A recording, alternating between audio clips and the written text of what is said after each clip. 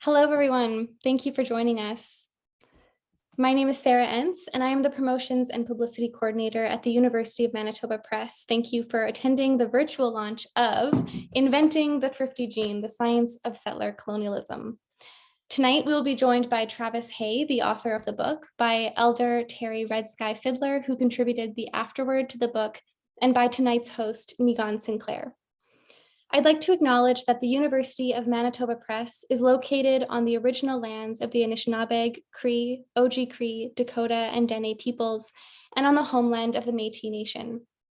U of M Press respects the treaties that were made on these territories. We acknowledge the harms and mistakes of the past, and we dedicate ourselves to moving forward in partnership with Indigenous communities in a spirit of reconciliation and collaboration. Our next fall book launch is for Mennonite farmers, which will feature a discussion with author Royden Lowen and host Aileen Friesen, Executive Director of the Plett Foundation. This launch is happening next week, Saturday on November 13th at 7 p.m. at McNally Robinson Booksellers in Winnipeg, and you can also join online through the McNally YouTube page. I'm going to share a 30% off code in the chat for Inventing the Thrifty Gene, which you can buy directly from the U of M Press website. If you'd like to purchase the book but don't want to do it through our website, we urge you to support independent bookstores. McNally Robinson Booksellers in Winnipeg and Saskatoon is a great example. They do a lot for their local writers, and they do ship across Canada. So I'm just going to put that promo code in the chat.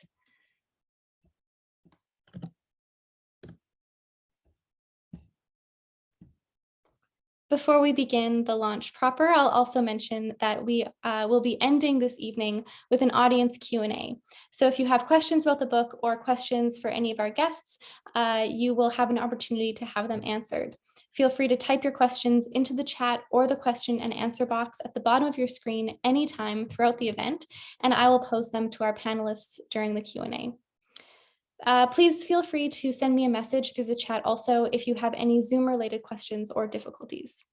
And now, the launch of Inventing the Thrifty Gene.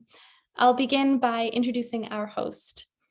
Niigaanwewidam Sinclair is Anishinaabe, St. Peter's, and Little Peguis, and an associate professor at the University of Manitoba. He is an award-winning writer, editor, and activist who was named one of Monocle Magazine's Canada's top 20 most influential people, and he won the 2018 Canadian Columnist of the Year at the National Newspaper Awards for his bi-weekly columns in the Winnipeg Free Press. In 2019, he won Peace Educator of the Year from the Peace and Justice Studies Association based at Georgetown University in Washington, D.C. He is an international media commentator as part of the Power Panel on CBC's Power and Politics and National Affairs Panel on CBC's The Current. He is also a former secondary school teacher who has trained educators and students across Canada. Welcome, Niigaanwewidam. So, bonjour everybody. Nice to see everyone. My name is Niigaanwewidam Sinclair. Thanks so much to Sarah for working so hard for the University of Manitoba Press to do this launch, and we're going to meet Travis and Teri very shortly, and I just want to say what an honor it is for me to do this, and I'm coming to you live from Treaty 1 territory, so bonjour ndidwe magraduk, Niigaanwewidam didijnakos namago shindo dem, Niigaanwewidam omayayin, Ganabach Zukapin Agwajing. So we want to greet our relatives. Our relatives are on their way, so the snow is on its way.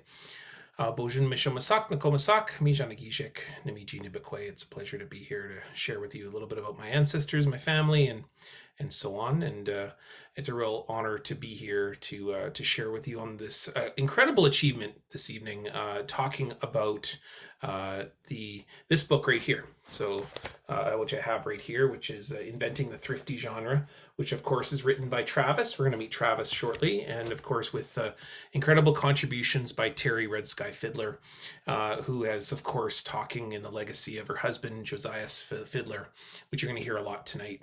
Now, when I teach Native Studies, one of the things that I most often do is I have to upend, destabilize, challenge many of the scientific notions that have really undergirded and supported colonialism. And one of the most powerful lies that exist out there is that what is called the thrifty gene hypothesis, which is that there's this belief in the scientific community that Indigenous peoples are more susceptible to things like diabetes and obesity due to the fact that our diet shifted or something or other, whatever the invented hypothesis is this week, that we somehow went from a more mobile, chasing bison across the prairies lifestyle to a sedentary lifestyle, a high meat diet versus a Bannock diet or whatever all of the other hypotheses go in there, which is simply just shown time and time again to be about as tantamount as the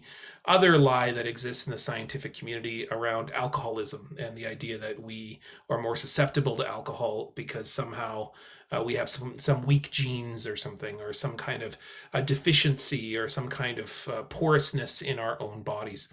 And this is a really powerful idea that has shaped much of the scientific community. It belongs then in that kind of Darwinian evolutionary biology model. The fact that, of course, everybody who's powerful, everyone who is at the apex of civilization is from Europe, and everyone else in the world, particularly brown people, are the ones who are deficient or losing or somehow in a state of disappearance.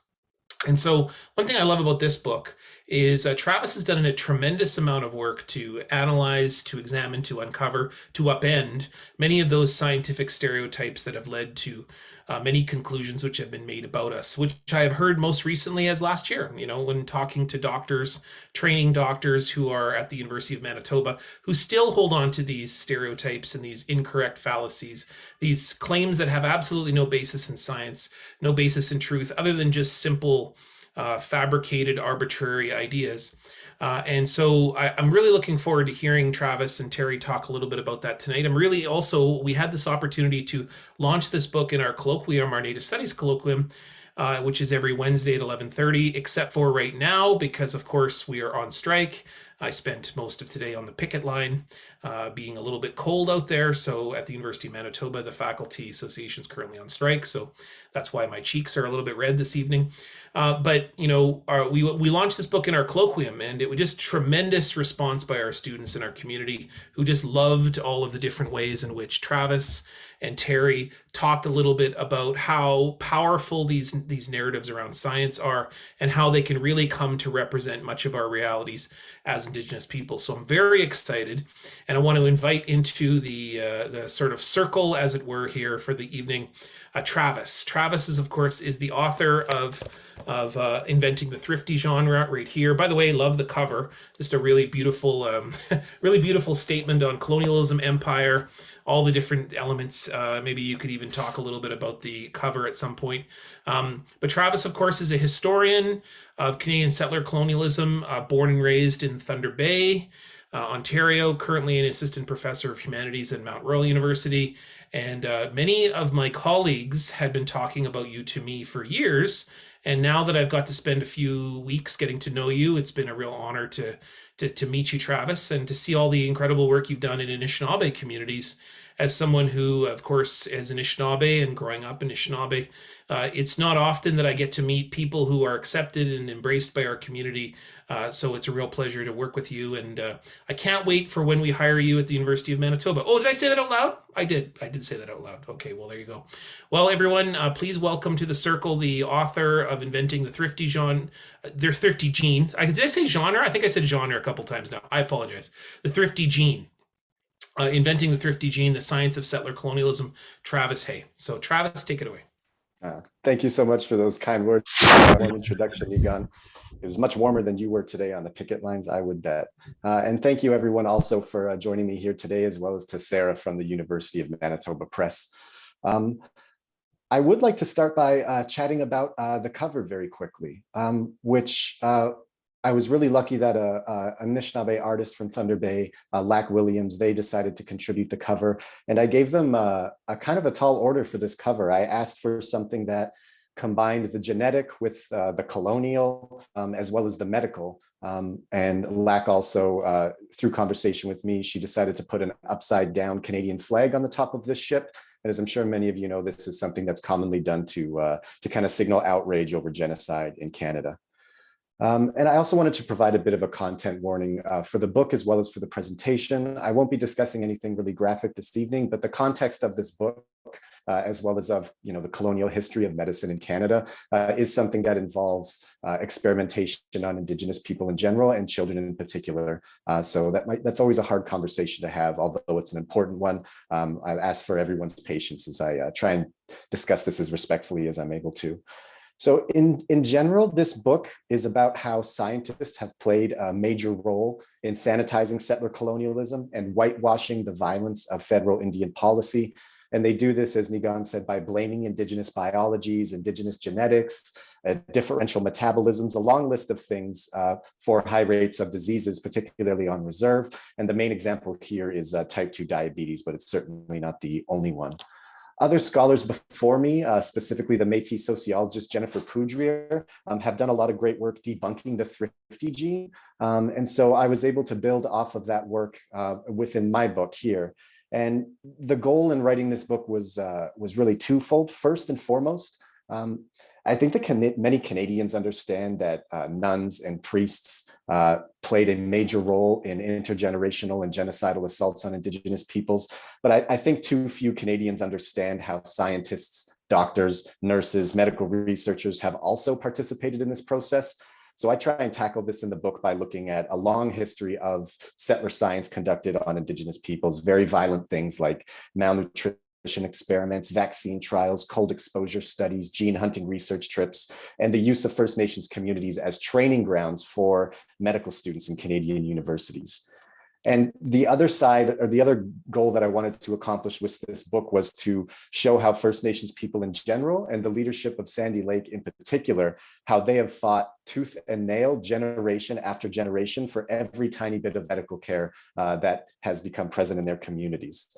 So in short, these two things kind of wrap together. What I hope the book would do was to really explode the myth of universal healthcare in Canada and to show how deeply rooted racism against Indigenous peoples is in Canadian medicine and science. And as a historian, I do go deep on this question, and I begin in chapter 1 with Charles Darwin. And I start with Darwin so I can show how scientific and evolutionary knowledge are not neutral things. They don't just come out of nowhere. They have histories, and they're often contaminated by those histories. And so I do this by showing that Darwin needed the British colonial apparatus in order to get around the world and check out all the flora and fauna of far-off places so that he could test his theory. I remind readers that the HMS Beagle, on which Darwin sailed, was a 10-gun brig of Her Majesty's Navy, and that scientists and soldiers, the pen and the sword of colonialism, they arrive on the same ship and at the same time. And it's very hard to separate science from power when we're looking at histories of European colonialism. Darwin witnessed horrific atrocities committed against Indigenous peoples all across the world on his voyage on the Beagle, and what he termed the war of extermination waged against them. And so this chapter kind of catalogs everything that Darwin had to say, at least the lion's share of it, on Indigenous peoples. And the reason I did this is because Darwin is usually celebrated as, someone who destroyed all the mythologies in European thought, which he did not do. And he's often celebrated as a noble abolitionist, which he indeed was. However, he still viewed Indigenous peoples as being so far behind Europeans as to make their disappearance inevitable. And Darwin obviously didn't know about genetics, right? And I hardly criticize him for that in the book. But Darwin did write, and I quote, "There appears to be some mysterious agency generally at work. Wherever the European has trod, death seems to pursue the Aboriginal," end quote. And so I read a lot of what Darwin said as kind of a premonition of the thrifty gene hypothesis, because in other words, Darwin saw the genocide of Indigenous peoples as a biological rather than as a political event. And I think that's the nucleus, or that's the real key to the DNA of settler colonial science, at least as I advance that concept in this book. In chapter 2, I try and connect the theory of Darwinian science to the historical origins of Canadian federal Indian policy. And I do this by focusing on the figure of Sir Francis Bondhead. Because it was in the very same year when old Darwin was sailing home to England aboard the Beagle in 1836 that Sir Francis Bondhead was traveling on horseback across Upper Canada to experimental Indian farming encampments wherein groups of Indigenous peoples were being instructed in the modes of Western agriculture. And I threw finger quotes up here because Indigenous peoples, particularly in the lands we currently call Ontario, are pretty gifted at growing food and horticulture. And this idea that they needed instruction was a bit silly. But as you can see on the background to the slide here, the attempts to turn indigenous peoples into farmers in a European style was something that was very heavily pursued at the very origins of federal Indian policy in the late 1820s and the 1830s. And the question of whether or not indigenous peoples were ready for agriculture, and throwing finger quotes up again for those of you who might not be able to see them, this is something that was a very pressing question for early colonial Canadian statesmen.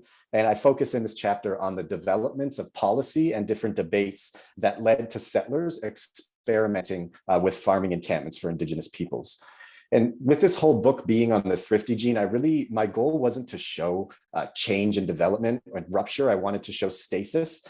And kind of things not really changing over time, because for almost 2 centuries, settlers have been debating whether or not indigenous peoples can eat like Europeans. And though that conversation has gotten more complex and now involves biology and genetics, I really don't see much forward progress here. And so more broadly, this chapter demonstrates that European scientists found in European colonies a chance to conduct human experiments that could answer their questions about evolution and the fate of man.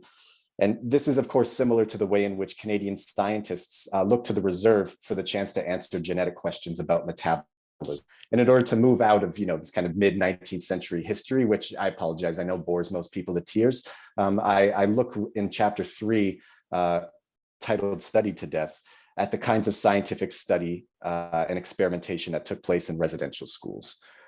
This is a heavy chapter to read, and I structure this chapter around tracing the career of the chief medical officer of the Department of Indian Affairs. At first, I look at how Peter Bryce recorded and reported shockingly high death rates from tuberculosis in residential schools in the early 20th century. He was then replaced by E.L. Stone, who approved of and oversaw First Nations children being used as human test subjects in the BCG vaccine trials for tuberculosis. Stone was then replaced by Percy Moore, and Percy Moore became a bit infamous in 2013 when Canadian newspapers and citizens learned what Indigenous peoples already knew, that Percy Moore was implicated in mass malnutrition experiments on residential school captives. I try not to say students in the last couple months in order to just kind of negotiate the way that I think many other Canadians are starting to understand our own histories here. And in this chapter, I use what I'm pretty sure so far uncited archival documents to explain how Percy Moore used rat starvation experiments to scare Indigenous children in residential schools into eating experimental foods, things like vitamized biscuits, meat spreads, powdered milk, and many other things that I hesitate even to mention, since the taste of those foods are something that I think survivors really remember. And here I'm not just talking about survivors of residential school, but also of Indian hospitals. And those are 2 systems that I suggest are profoundly connected within this chapter. And out of respect for those who might be listening, I'll simply move on here by simply asking that if you do read this book and you or someone you loved is a survivor, then this chapter is probably best read pretty gently. Chapter 4 is titled The Marrow Thief, and this is a title I obviously borrowed from the brilliant sci-fi storyteller Sherry Desmoulins. It is all about how this man pictured here, James V. Neal, who is often called the pioneer of primitive population genetics. And I always find this interesting, how scientists themselves openly use terms like pioneer and frontiers of research to describe their work, and those colonial metaphors are no coincidence. Neal invented the hypothesis in 1962, and as Niigaan said, this is the hypothesis that held that Indigenous people were predisposed to type 2 diabetes because, as Neal saw it, and he was wrong, but he viewed Indigenous people's ancestors as not having enough food, as living a feast or famine lifestyle, as he said. And though he was way off on this hypothesis, this didn't stop James V. Neal from securing funding and support to spend the decade of the 1960s, or at least most of it, hunting for thrifty genes in the Brazilian and Venezuelan Amazon. James V. Neal was looking for the blood, the breast milk, the bone marrow, the urine, the saliva, and other biological samples from Indigenous peoples, but he never found any evidence for a thrifty gene. What James V. Neal did do, however, was to create a culture of scientific study wherein white men looked at Indigenous men as if we were looking back in time, as if white men could study Indigenous peoples not on their own terms, but as kind of stand-ins for who Europeans used to be. And so Neal really deserved an entire chapter in this book, not simply because he invented the thrifty gene hypothesis, but because he is a very key figure in the history of science who ensured that Indigenous blood became a thing of supreme scientific value in the genetic economies of academic research. And so it's for that reason that I really focus on him in this way in this book. I hope it seems obvious so far that when I originally set out to write this book, what I really wanted to do was to kind of just quarantine my analysis and speak only of traveling white male scientists who had contributed to the thrifty gene hypothesis. But as I kept doing archival research and I started to have more conversations with community members, I realized that this would be an irresponsible way to tell the story. And to do so would have glossed over the very important story of Chief Josiah Fiddler and the hunger strike he held in a Sioux Lookout hospital in 1988. And this is a formative moment in the history of Canadian medicine that deserves to be more widely discussed and appreciated. So in this chapter, I focus on the arrival of Canadian medical care to Sandy Lake First Nation, which began in the 1960s when the University of Toronto started sending medical students to train on reserve in the Sioux Lookout region, which is something that was common across many different medical schools during the time.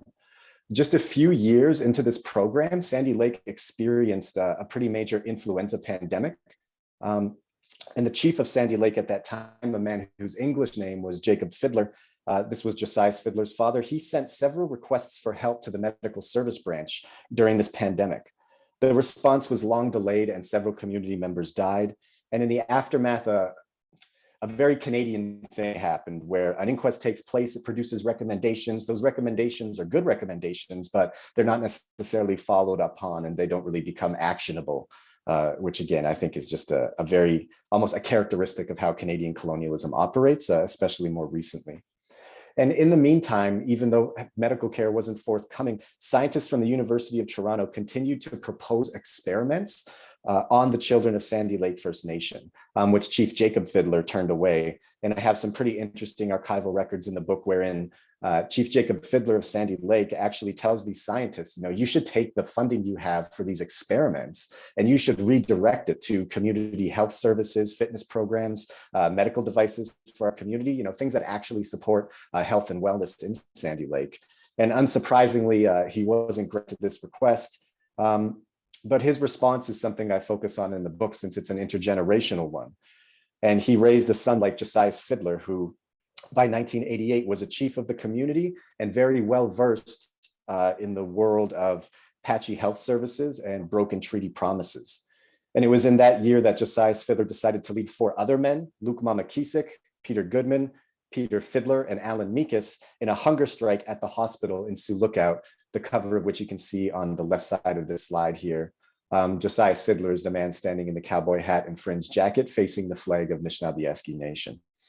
This hunger strike was successful. Members of the medical service branch traveled up north. A whole review of medical services in northwestern Ontario was initiated.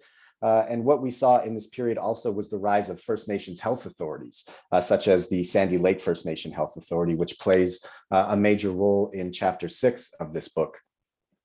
And in Chapter 6, I review the story of how Canadian scientists with close to $1 million in funding, approached Sandy Lake First Nation in the mid-1990s with a proposal for a thrifty gene study. Pictured here on this slide is Dr. Robert Hageli, who made an announcement in London, Ontario in 1999 that the thrifty gene had been discovered. He was wrong, of course, and he later admitted as much, but this did not stop Health Canada from producing literature that tried to depict all Indigenous peoples in Canada, not just those in Sandy Lake, as genetically predisposed to type 2 diabetes. And so along with other scholars such as Jennifer Poudrier, I'm very critical of that in the book. And I actually reject entirely this category of Aboriginal diabetes for what I consider some pretty solid reasons. But what I think is really important here is to underscore the dividends that the hunger strike of 1988 had paid. Though they had to sell their own DNA in order to make the deal, Sandy Lake was able to direct some funds from the thrifty gene study to things like medical devices, the purchase of fresh food, radio programs to promote healthy living, walking trails in the community. And so that is in some sense where the book ends off, by pointing to the history of science and settler colonialism in Sandy Lake, and by showing what Anishinaabe leadership had to go through and even to give up in order to secure for their community some kind of meaningful access, or at least improvement and closing of gaps to healthcare. And this is why I asked Teri's permission to dedicate this book to one particular aspect of her late husband's memory and legacy, because Josiah Fiddler did a lot for his community and his people, the majority of which which I don't talk about in the book, and I really don't even know about as a person, because there's so much here and I really only focus on the hunger strike. But I do know how important that hunger strike was and that it helped change the healthcare system in Northwestern Ontario for the better. And that legacy and that work is obviously not finished yet, and many inequities still persist. But if you'll indulge me at this point, I figure it would be appropriate to finish this little introduction to the book by reading from the conclusion to the book, where I really try and spotlight the reasons why I think Canadians need to know the history of what Josiah Fiddler did for Sandy Lake, but as well as for Anishinaabe communities across Northwestern Ontario, and indeed for several communities all across the country. So I'll do that now. The history of the thrifty gene hypothesis has involved an overwhelming number of white male research adventures on Indigenous lands. For that reason, I found it appropriate to conclude with a discussion of a different legacy. In the town of Sioux Lookout sits the Niigaanwewidam Health Center. Construction of the facility began in 2008, and it was open to its patients in 2010. The history of the health center in many ways is a complex story involving negotiating units of Anishinaabe Nation that worked very hard between 1992 and 97 to form the Hospital Services Negotiating Unit. However, the history of the hospital is also a very simple story. Following the hunger strike of Chief Josiah Fiddler and his 4 fellow community members at the Sioux Lookout Zone Hospital in 1988, Indigenous political leadership in Northwestern Ontario negotiated from a much more powerful position. An alliance of chiefs from Northern First Nations communities worked towards the Sioux Lookout 4-party hospital services agreement, which laid the basis for the creation of this new facility. The health center was not to be a hospital, which is a technology of settler medicine that speaks of a non-Anishinaabe notion of wellness. The name Niigaanwewidam can loosely be translated as health, wellness, and well-being. Josiah Fiddler sat on the board for the health center, blessed the site upon its opening, and assisted powerfully in constructing the facility in a way that reflected Anishinaabe values, teachings, and understandings of health. As a press release from the health center describes, quote, Josiah was a follower and practitioner of the traditional ways of his people. This knowledge guided him in providing meaningful advice to the Sioux Lookout Niigaanwewidam Health Center that produced seemingly new approaches to improving services and programs to the clients, but were actually ways of old based on strengthening relationships amongst all people, end quote. Later, Fiddler joined the board of the Northern Ontario School of Medicine to guide relations between medical professionals and Anishinaabe people. He was also a beloved member of Anishinaabe Nation's Executive Council and sat on NAN's Elders Council. He is also fondly remembered in Thunder Bay for his work with students from Dennis Franklin Cromartie, who have to travel to the city to attend high school because few northern communities have the capacity for secondary education, in addition to a lack of access to healthcare.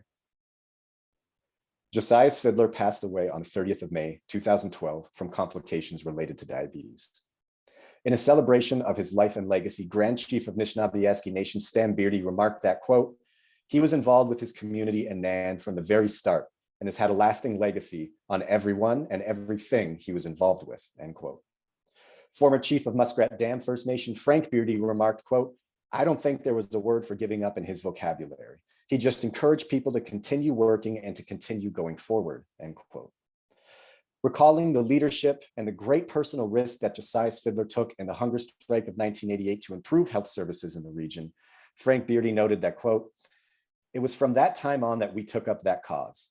It was a very difficult journey, but Josiah just kept at it until the health center was built. Although devastated by the loss of her life partner and best friend, Teri Redsky Fiddler spoke triumphantly of his passing. He would smile and be really happy when he mentioned people who had passed on ahead of him, she remembered. He died with great dignity as the great man that he was, end quote. In front of the Niigaanwewidam Health Center sit the grandfather rocks of Josiah Fiddler. Although the health center has a conference room named in his honor, these 4 large stones aligned with the 4 directions are a more hidden symbol of his legacy. The 4 rocks were Fiddler's idea and serve as a sign to those who can recognize the message that the healing space into which they are entering is aligned with Anishinaabe teachings and values. In other words, because Josiah Fiddler had to walk that path many times before, he left signs for those who came after him that the way was safe, or at least safer than when he had walked it. Although many First Nations in Northwestern Ontario are still forced to send their community and family members to Sioux Lookout for beginning of life, emergency surgery, and end-of-life forms of healthcare, they are welcomed when they walk through the front doors by the grandfather rocks of Josiah's Fiddler. A press release from the health center describes the day that the rocks were placed, quote, "On a cool early morning when we set the grandfather rocks in place in front of the new Sioux Lookout Niigaanwewidam Health Center, the wolves howled and the eagles flew overhead to honor the significance of a new beginning for health services for the people of the North and the town of Sioux Lookout and surrounding area," end quote. Although the science of settler colonialism is an enduring historical process and the violence of federal Indian policy is an ongoing reality for settlers and First Nations alike, there is in the history of the thrifty gene hypothesis a better tradition that represents patience, compassion, and cooperation. At the same time, it signifies unshakable will, a refusal to accept injustice, and the resolve to do whatever is needed to ensure the protection of one's family, community, and nation. This legacy, that of Josiah's Fiddler, the 1988 hunger strike, and the grandfather rocks in front of the Niigaanwewidam Health Center, is a narrative of resistance in which the very tool of violence wielded against Anishinaabe peoples, hunger and malnutrition, was turned into a weapon for change, healing, and justice. For that reason, there can be no better way to conclude this study than in honor and celebration of a man who powerfully subverted the science of settler colonialism. So I'll end it there. I'll stop sharing my slides here. Thanks everyone for listening so far. And before I hand it over back to Niigaan and Teri, I just wanted to acknowledge how generous Teri's been with her time with me, what an honor it is to work with her, and how much I'm asking of her and to come onto these events and speak to the legacy of her husband, which is an important work to do, but also very difficult work. And I'm also seeing in the chat that Josiah's Fiddler Jr. is here, and I just wanted to acknowledge them as well and thank them for being here and for listening to me so far. So thank you, everybody. All right, so miigwech to Travis for that wonderful introduction. So much around that is it's amazing. You know, our people are so amazing, and they remind me a lot of you know how powerful they can use almost anything to resist. You know, like we often hear stories about hunger strikes, we hear stories about marches, we hear stories about, you know, writing letters in a kind way to government officials, even though they're thoroughly racist. But yet it just reminds me of how these things were part of our ceremonies in that they prepared us. We were prepared to be able to do these instrumental things going forward in the future, and that activism doesn't just come out of nowhere. Activism is fundamentally who we are, because there's nobody that's more difficult to resist than the mosquitoes or winter, or, you know, the fact of, you know, starvation we've known for a very long period of time. So of course we would use that as a tool to be able to get the work done, to be able to maintain and continue our people. I want to bring in Teri Redsky Fiddler. Teri, of course, is an elder, originally from Big Grassy and Shoal Lake First Nation. You know, those of us in Winnipeg certainly know a lot about Shoal Lake and the work that Shoal Lake has done to give us our water. So a huge miigwech to Teri and her community. She's an educator, an advocate, an important figure in the Anishinaabe Oski Nation. They're the Health Transformation Initiative. And Teri, you know, I saw you a few weeks ago at our launch at our colloquium, and you spoke so wonderfully and passionately about Josiah's and about the work that you've witnessed growing up, or, you know, sorry, not growing up, but your time with Josiah's. I suppose we all kind of grow up in our relationships a little bit, right? And you know, it's an honor to see you again. And I just want to, you know, also say miigwech, as Travis just did a minute ago. I know it's not easy to do this work. You know, it's not easy to talk about people who have passed on, and particularly people who are so close to us and are our partners. But it's also so valuable for the young people like myself, or the younger people anyways, to see the bravery that you have to continue to do this work and carry on his legacy and your own legacy as an educator, as somebody who's out there, you know, helping us to navigate in this very colonial world full of violence, and to think in terms of peace and kindness. So a huge miigwech to you, Teri. I'll hand it over to you for talking a little bit about your participation in this book. Okay, good evening. It's nice to be here again with Travis and Niigaan and Sarah. I just want to acknowledge this evening my family in Thunder Bay, and maybe possibly my other family members. I sent a link to them in case they wanted to watch. And my oldest son, Josiah Jr., is watching, and so is my granddaughter Katrina. And I just want to acknowledge them for coming on. And you know, family is very important to me, and it was also very important to my late husband Josiah, because we believe that family gives you strength. It gives you that energy, and it gives you that incentive to do what you need to do, and that's what gave that incentive to my late husband is his family. And I just wanted to acknowledge my oldest son, my three sons, Thomas, Toshan, and my two daughters, Marcy and Jocelyn. And I have just for introduction purposes, I have 19 grandchildren and 14 great grandchildren. And I'm very proud. I'm a very proud grandma and great grandma. And so I wanted to acknowledge my family there. And also I wanted to acknowledge Josiah's siblings, that he grew up with them in a way, but also in a distant way, because all of them went to residential school. And so I just want to acknowledge that too. My spirit name is Shonya Kamigok Atikdoten, which is an elk.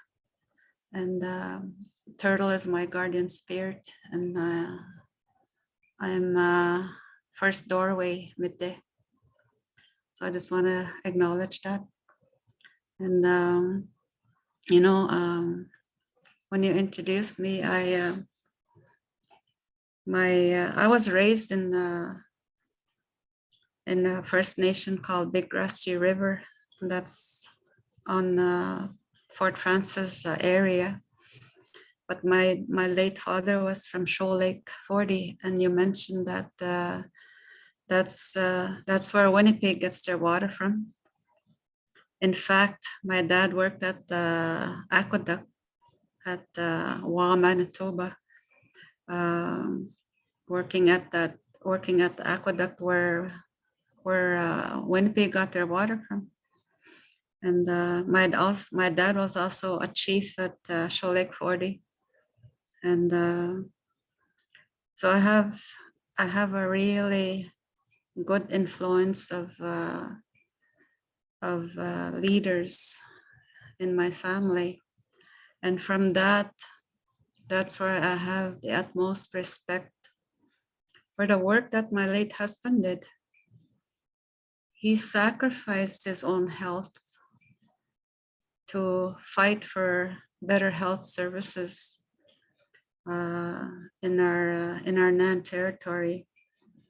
When he, and I think what I want to share is the first initiative that came from Josiah's fighting for health services came when we almost lost our middle son due to poor health services in our community. In those days, we didn't have airports. We didn't have these planes that fly in and out of our communities now. All we had was float planes that landed in the water. And in those days, the nursing station was very limited to to serve our community members. We had a very low number of nurses that were staffed there, not the full complement that we see now in different nursing stations. And we didn't have phones. We didn't have telephones in our communities. We had only one radio phone at the nursing station that communicated with the hospital in Sulcott. So when our son got sick when he was a baby, because there was only small float planes that medical staff traveled in and out of Sulcott to communities. When our son got sick, the doctor took him out. They didn't have room for us as parents to escort our baby. So we were at home, and we didn't know the status of our child's health in the hospital until we got a phone call saying that we needed to come to Sulcott immediately because our son was dying. So we both went, and because of lack of escort provisions for patients in those days, some children died from loneliness in hospitals, and our son could have been one of those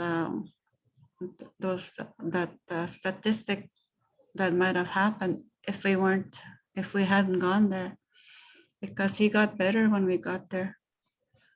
And those are the kind of health conditions that, plus other instances that my husband witnessed while being a chief in the community, that promoted that he wanted to promote better health services in our area. And Travis talked about the hunger strike in 1988. And all those 5 men, including my husband, already had underlying medical conditions. They had diabetes. Some of them had already cardiac disease. And going on that hunger strike, it escalated their demise to an early age. And my husband was one of them. He sacrificed his own health to see better health conditions. And Travis talks about this. I saw the slides that he showed on here, and the hospital that my husband, I'm glad he lived to see. Travis talks about the 4 grandfathers in front of the hospital. And there's also something that I wanted to mention about the 4 grandfathers in front of the hospital.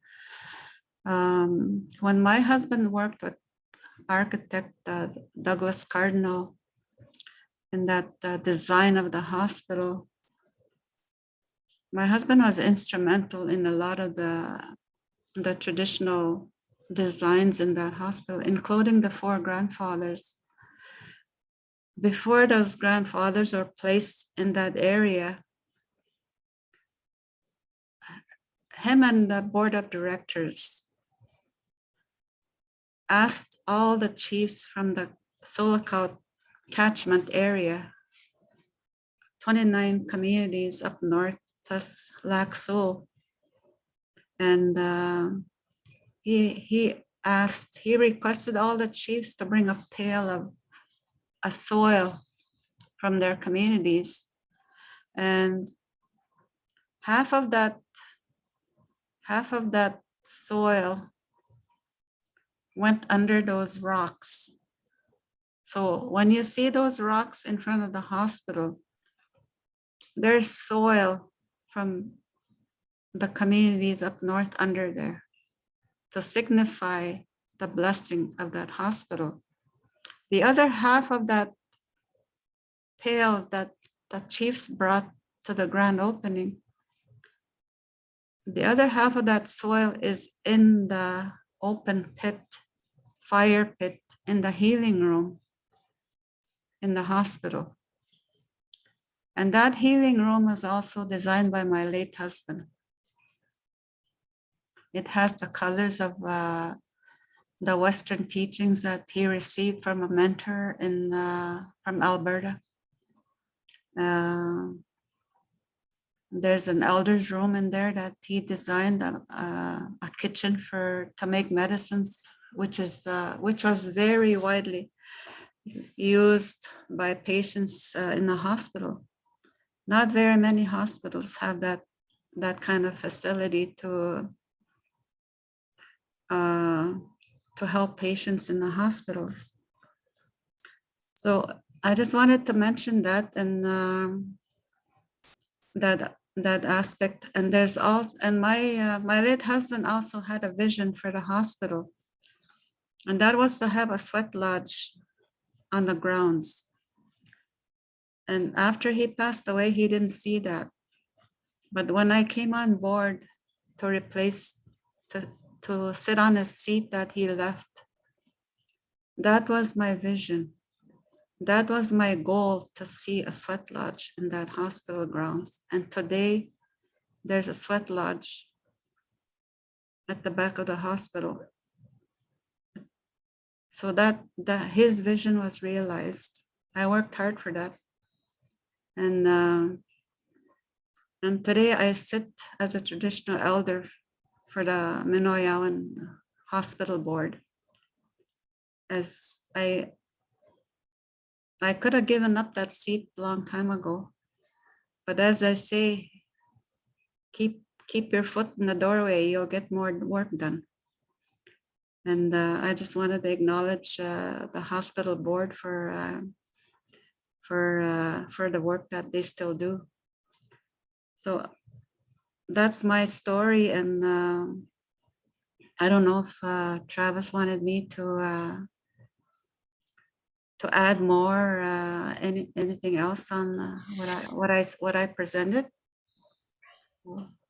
Miigwech.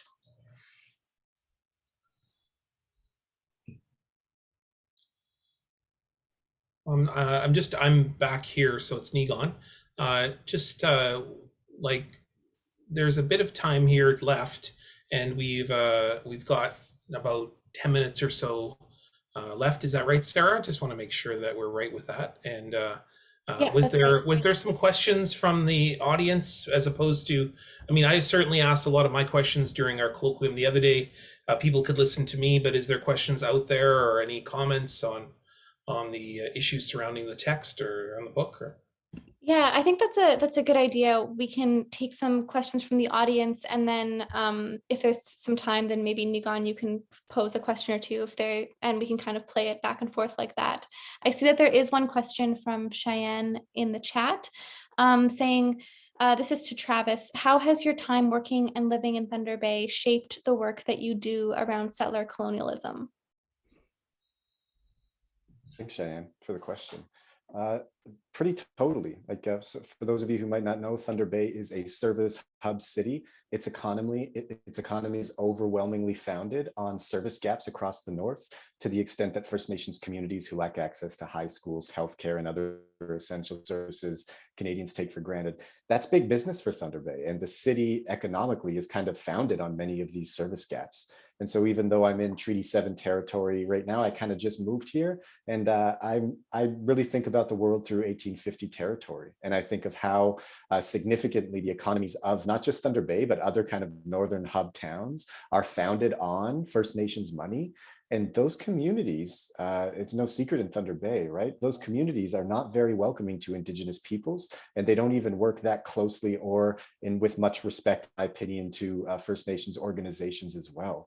So I think the issue of the thrifty gene is something that I also saw in Thunder Bay, given the fact that there's a lack of services across the north. The amount of folks who have had amputations due to diabetes is it's just very visible in Thunder Bay. It's something you see often. I've learned a lot from folks who lead community patrol groups in the city, and you'll often see that even though the Thunder Bay police kind of get a lot of headlines deservedly for issues of systemic racism in Thunder Bay, that the issue of racism in healthcare is such an acute and urgent issue in Northwestern Ontario and in Thunder Bay that I think this was a really great question to pose, since it kind of let me really underscore the urgency to that question.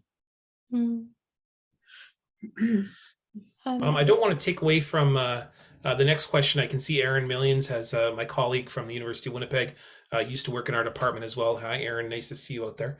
I don't want to take away from that question, but I just want to make a statement here that, those who heard the presentation, Travis's presentation, it's just remarkable to me the amount of activism, or the fact that the Anishinaabe people who were involved in the story, Josias being one of many, were suggesting solutions to those scientists, those anthropologists who are working with the community constantly. They said, let's build a health center. Let's build a, not really a workout area, but let's work on, trying to build a community center that can build and inject life into the community and support what we have as our interests. And just the paternalism of our, academics, our colleagues in the past, who just frankly thought they knew better than the Anishinaabe.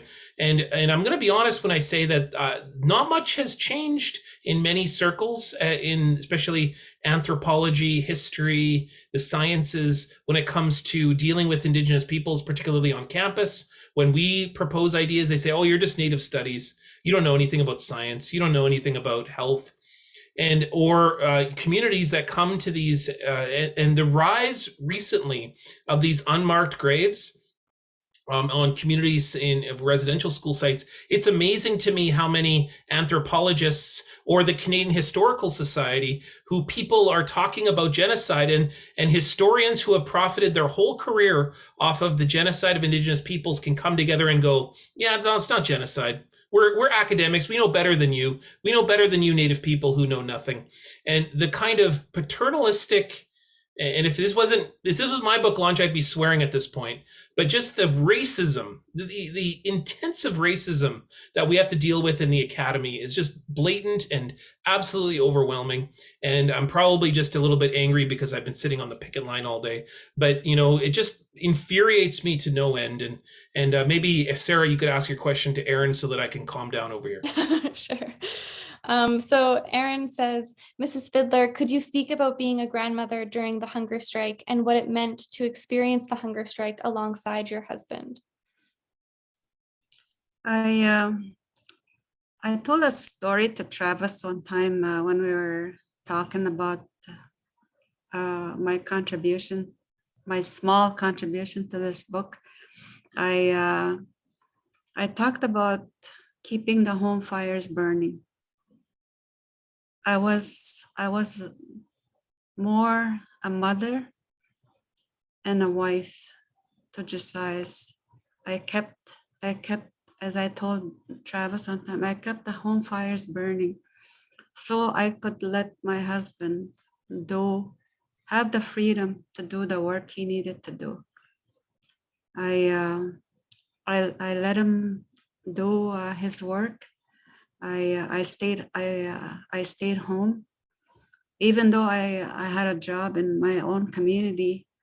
I kept our children, and but I also had a really good communication relationship with my husband. No matter where he was, no matter where he worked, we talked every day. He would call to check on how we were doing. And when he was at the hospital during the hunger strike, I made sure he was looked after. I had other elders go and sit with them. I asked our friends in Solicout to go and check on them, make sure they were okay. And that's how I worked alongside with my husband. I supported everything that he did when he was advocating for his people. I supported everything that he did by giving him that freedom, not to worry about home. I gave him that opportunity to work tirelessly and with freedom. I hope that answers your question. Thank you for that answer. Are there more questions from the audience, or Niigaan, do you have a question you'd like to pose? I think we have time for maybe one more, and then we'll close the launch. Not really a question, more, well, yeah, maybe I'll just turn this comment into a question per se. I mean, Travis, you've done this remarkable work working with the Anishinaabe communities, and with Teri particularly, but then all the different Anishinaabe people. Can you speak a little bit about the responsibility and the ethics around being a person who, well, is now at a distance, formerly living with Anishinaabe people, but what are some things that you've learned from the ways that Anishinaabe people operate, and the ways that Anishinaabe people try to operate to get our work done in the face of tremendous odds, racism, and colonialism? What are some things that you've learned from Anishinaabe people? And this is me putting you on the spot, because I think you're ready for it, frankly. And oftentimes, I think we don't ask this often of our relatives who are joining our communities. Like, what have you learned so far? Mm-hmm. Well, I have to be honest, the first part of my answer is going to come from a tweet that I believe Leonard Monkman sent out a few days ago, which said that, or could have been maybe 2 weeks ago, which said that it's very possible for non-Indigenous people to do work with Indigenous communities in a respectful way, in a way that builds relations. And the bar is very low here for white folks, right? Because the one thing that you have to do is not fall into claiming some kind of Indigenous identity, which I think is a huge issue in academia at the current moment, and the extent to which non-Indigenous peoples are trying to capitalize on claims to Indigenous identity. Like, first and foremost, I feel like that is probably that's the cost of entry, is that your identity should stay, pretty consistent, and that you shouldn't be trying to steal other people's identities. I take something that Lenore Keshig Tobias wrote all the way back in 1990 very seriously, where she wrote, "Stop stealing Native stories," for the Globe and Mail. And when I started doing this book, I was really planning to just focus on white folks, but interacting with, Teri, other Anishinaabe communities, being lucky enough to be one of those, parachute researchers who is sent up to a northern community. I got teased a couple times, right? Like, hey, your plane ticket here costs like $1,200. Like, what are you here to do? How can that actually help our community? And so I think that the number one question, or the number one answer to that question, aside from not claiming an Indigenous identity when you're not part of an Indigenous community, is really the humility with which you have to approach this work. I can go into the archives and look at this stuff for years, and I did. And I mean this sincerely. I don't understand these issues half as well as anyone who's been living on a First Nations community or in a reserve.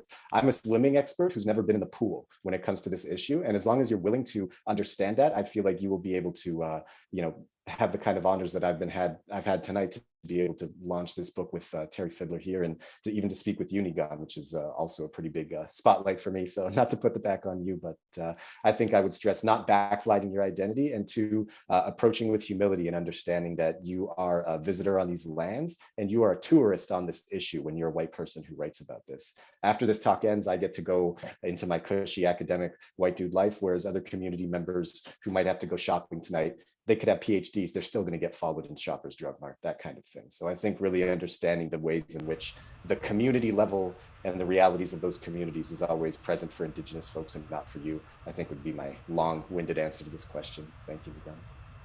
No, I mean, that's good too. And it's a good also reminder that we don't get time off this. Like, we don't get time off trauma. We don't get to go to Tofino and skip out on the National Day of Truth and Reconciliation. We don't get to go and turn off colonialism. Like, it's a constant for us. It's never ending. And, that's why I think we should all honor Teri for a little bit here, because, the fact is that Teri has lived this her whole life. And, she said very humbly that she was a small part of this book, but we would not have a book without you. Thank you. I just wanted to make one last comment. As I said, our family was very important to me and to Josias. And I just wanted to say that my youngest son has asked me to say, tell them that your youngest son is the best hunter. Let's everybody tweet that out tonight. Okay, everybody, that's the homework assignment is everyone has to tweet that. And Teri, I don't know if you have a Twitter account, but we're all going to tag you if you do. I have a feeling that you don't, but if you do, we're going to tag you. We're going to make a hashtag Teri Fiddler. I don't know if you know what I just said there, but there you go. That feels like a perfect last instruction for this evening. So thank you all very much for coming to the launch of Inventing the Thrifty Gene, the Science of Settler Colonialism. I'm seeing lots of people in the chat commenting. Yes, thank you so much, Travis, for this book and for your comments. Thank you to Niigaan and Teri. This was a really interesting and important conversation that we've had tonight. So thank you so much for that. You can purchase the print and ebook versions of Inventing the Thrifty Gene on the University of Manitoba website, press website. So I'll copy and paste that into the chat. And have a good night, everyone. Thank you so much for coming. Thanks, everybody. Miigwech, everybody. Miigwech. Yeah, good night. Good night, Travis. Night, Teri. Chat soon.